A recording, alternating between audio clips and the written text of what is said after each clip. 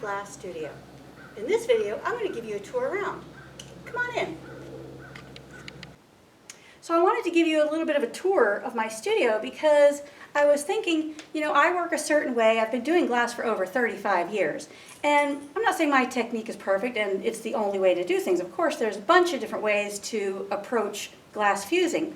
But I thought I'd share with you some of my techniques and my working ethic and how I move around my studio, how I store things, where I put things, and so that you can use some of these ideas maybe in how you work in your own studio.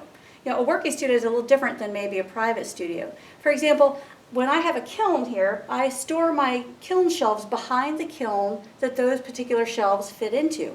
So in my studio, if a kiln shelf is behind the kiln, it means it's primed and ready to use. Because I use a pink primer. I use Bullseye primer to kiln wash my shelves. And that primer, sometimes if it sits around a long time, it's no longer pink in color like it is when you first apply it. So by storing the kiln shelves behind the kiln, I know any shelf that's back there is primed and ready to use. Then when a kiln shelf has been used and it needs priming, I usually just stack it in front of the kiln, or I move it to the other side of the room where I stack a bunch of them. And then when I have 4 or 5 kiln shelves all ready to prime, I clear off my tables and I prime them all at one time. It makes for a nice technique, a nice use that I know, very specifically which kiln shelves are ready to use and which ones are not. Real important, because if your kiln shelf is not primed, then your glass can stick and that can cause breakage on your projects. And nobody likes breakage. Breakage is just no fun, ruins your day. So that's kind of where I store my shelves.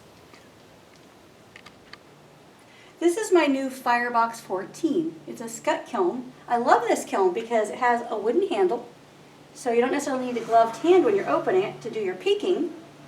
It has a hinged lid, and over here it has a bar that holds that lid up and in place for you. The nice thing about this kiln is it's, with a 14-inch interior that's square, you can fit 20% more project in a square kiln than you can in a round kiln, which is really nice. Plus, if I'm making test pieces, I want to test a firing or I want to make something small, I can fire this kiln quickly and get the results that I want and see that project the next day. So I like this for the speed of use, the fact that you can fire very quickly. It comes pre-programmed, which is terrific. So you can get in there and get your techniques done really fast. And again, for making smaller pieces where I'm not filling up an entire kiln. And over here I've got my clamshell kiln. This is also a scut kiln. And this one has a really nice depth, a much larger firing chamber. And I use this particular kiln for my more elaborate pieces that need a multi-segment firing program or something that's more complicated, and also stuff that's bigger. And this kiln has a brand new digital controller, which is amazing. It has so many features. I can pre-program my own programs in there. It comes pre-programmed with things you can access very, very quickly. And you can do multi-steps and do really complex firings in this kiln and know you're going to have terrific, reliable results every single time. This touchscreen controller is ready to use right out of the box. By selecting the guided start option, I pick the COE, and then I pick the process that I want, fuse, slump, or cast. We're going to select fuse. Then you can select the degree of fuse that you want, tack, contour, or full, and then you can select the speed. Once you've selected how you want to fire your glass, you can then view the program, and then simply hit the start button and you're firing just like that. One of my favorite features is KilnLink. It's an app that you can use to monitor the process that's happening inside your kiln from your phone anytime from anywhere. Another great feature of this controller is you can add your own programs. So you go to Write New Program, and then here I'm going to write my own custom full fuse firing program. So when I work in my studio, I usually have my firing programs fall into 2 categories, small and then custom program. When I fire something small, it's a project that's usually 12 inches in size or smaller. So it's a program that I use very frequently. Because I'm working small, I can work a little bit faster. So I like to enter this program into the controller, and that way I can access it at any time that I want to fire some smaller pieces. The large keypad is very user-friendly. And the touchscreen controller basically walks you through the entire process. Once you have your first segment in, it asks you if you want to add one. You add another segment, and you just add as many segments as you want until you have the program that is just right for you.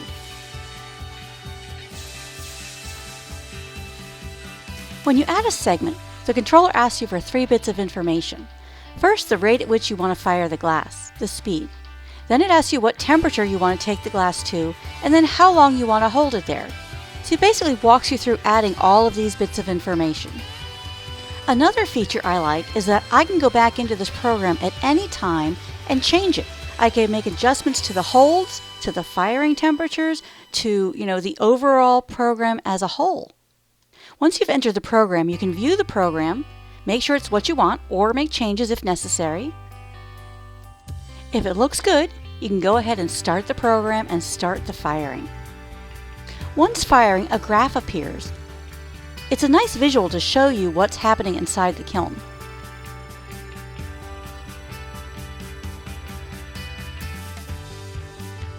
Imagine how much fun it is to monitor the firing from your cell phone. When you're firing, the screen color is orange, and then when the fire is complete, it turns to green. Now that I have my own programs stored in the kiln, I can access them at any time. I'm going to have to view the program. We'll go back now that we're assured that this is what we're looking for, and then go ahead and start the firing. I really like the large display and watching that green line proceed up that graph showing that the firing is proceeding as planned. And then just for fun, I check it on my phone.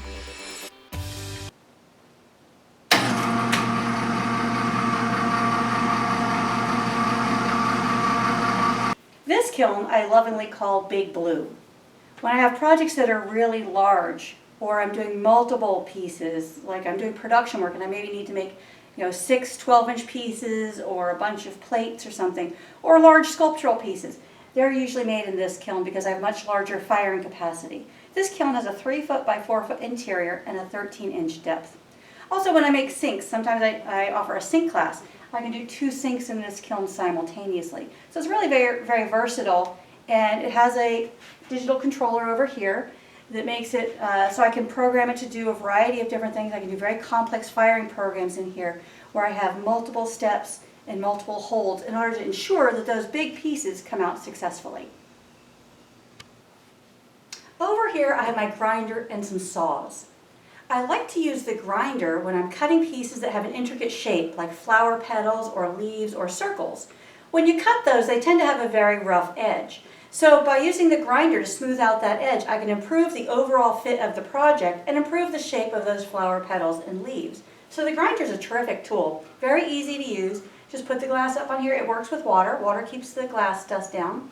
Put the glass up here, run it along the edge, and it gives you a really smooth finish very quickly. This is a bandsaw. Bandsaw is terrific if you want really intricate cuts, if you want to make a little notch into a piece of glass, or you want to cut something that is otherwise too difficult to cut by hand. You can use the saw to cut intricate shapes. Over here I have a ring saw. The ring saw is another terrific tool for cutting intricate shapes. The nice thing about the ring saw is you can go in and come back out because the blade is circular.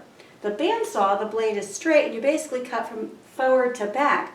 But you get a really nice cut and a really precise, narrow cut. So each of these tools has a different purpose, and each one makes working with glass a whole lot easier and improves the overall finished look and quality of the finished pieces. Here's my oval kiln.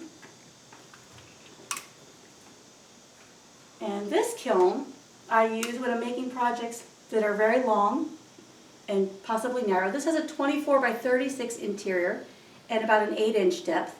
I use this when I'm making bigger projects or when I'm making multiples of smaller pieces. I can fit like 4 12-inch circles in here. I can fit, a bunch of 6-inch squares. So if I'm doing a variety of pieces that maybe all go together in a series or a set, I would fire them in this kiln so that they all come out exactly the same. So the firing, temperature and effect on the glass is the same on all of the pieces. So I love this kiln for the size and for the versatility. This over here, this rack, is where I store all of my frit. I can't tell you how many jars of frit I have. I love frit. I'm using Oceanside frit. It comes in 5 different sizes: powder, fine, medium, coarse, and mosaic. And I use frit for a variety of things. Sometimes I use it to get a painterly quality in my artwork. Other times I use it to fill in areas, gaps where the pieces don't fit really well. And it has a terrific number of uses. It's very versatile. Each size gives you a different visual effect in your art. So I really like using it in a different, variety of ways. Sometimes I use it to create an entire effect. But I've got mine organized by color. So it goes from white to gray, and then reds and yellows and greens, and then my blues into lavenders. And then over here I've got my larger jars. So by having it organized by color, when I decide to work on a project, I generally work in color families. Like I'll pick a color palette and then I'll work with that very specific palette. So if I know I'm using red, orange, and yellow, I can come right over here to these different areas, pick the colors that I want, I take them over to my work area, I work with the colors, the frit, and then I bring it back and store it over here. So by having it on these shelves where it's really accessible and where I can see all the colors, I can access it quickly. And also when it comes time to order more material, I have a pretty good idea of my inventory and how many different colors and different sizes I have, so I know when it's time to go ahead and order more frit. So I just love working with this material, and I can't stress enough what kind of designs and intricate details you can get with working with frit. So you really can't have too much. This is my glass rack. This is where I store all of my sheets of glass. Here I have my 12-inch pieces that are smaller than 12 inches, and then the larger 2-foot by 2-foot sheets are down here. I have my glass organized by color. So it goes black to white, then my reds, yellows, my greens, my blues, purples, blues and purples down at the end. So if I have yellow up here, I try to store my yellow, smaller piece of yellow here, and then my bigger sheets of yellow down here. So when I go to look for a piece of glass, let's say I want to work with this piece of yellow, let's say I need a larger piece. What I would do is, go right down here, and that's where I would have it stored. So I kind of keep it all organized. So I don't cut these larger pieces until I need something that is larger than what's already in this bin. So this way I don't have a bunch of small scraps. I have larger pieces I can work with when I'm working on larger projects. So these are just wooden racks my husband built for me. They're nice because there's a little bit of open space here which allows light to go through, which enables you to see these darker colors better than if these racks were very solid. So having a little bit of light in there is helpful. Anyway, so this is kind of how I keep it organized. All of this material is 96. So I know that, when someone comes in my studio for a class or a workshop, I just tell them, work it, stay in this area, and then we don't have to worry about compatibility. Everything in this area is System 96, so we know it's compatible. So we know that when we fire it together, we'll have really good, successful projects. This rack over here is where I store my scrap glass. I have my scrap glass organized by color. That way I can access it very quickly. So right here is my bin with blue glass. I keep the opal and the transparent colors together. I have my green over here. And then a bunch of clear down here. Clear is terrific because it's a filler material. I use it on a variety of projects when I need mass or I want a base color or just to help dilute some of these other colors. So I've got purples, clear. I've got a bunch of things of stringers here. Keep all those stored.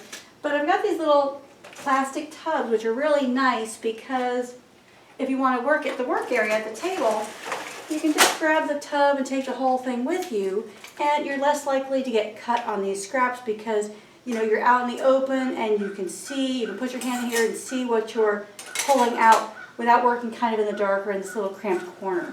So I really like this rack and these little bins for storing and containing my scrap glass. I store the bulk of my slumping molds underneath my scrap glass.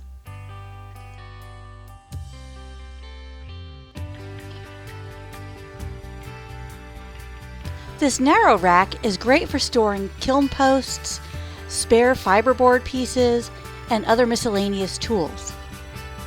I also have a photo cube set up in my studio. This way I can take professional quality pictures of my finished art. Well, I hope you enjoyed the studio tour. Thanks for stopping by. I enjoyed hanging out with you.